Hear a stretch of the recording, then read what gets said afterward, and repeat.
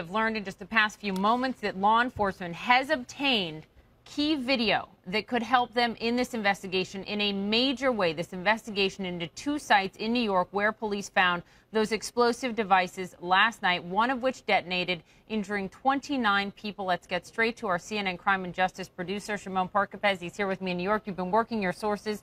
This is huge. This is tremendous, and I can tell you law enforcement has been working with this all day. This is not something that they just discovered. Right. They did discover it this afternoon.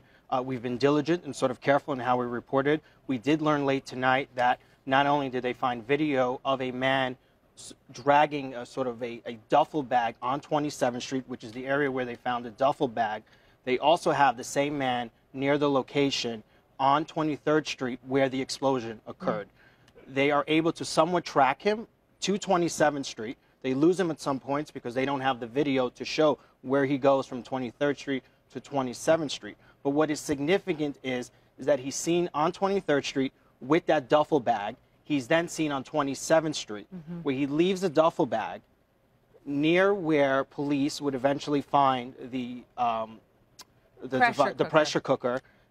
And in the bag, inside the bag, they see on the surveillance video the pressure cooker was inside this bag. And what happened was, this is kind of a sort of where it gets a little bizarre. Right, because it was found in that white plastic bag. That's right. It was found in the white plastic bag. But what's really bizarre here is he leaves the duffel bag there.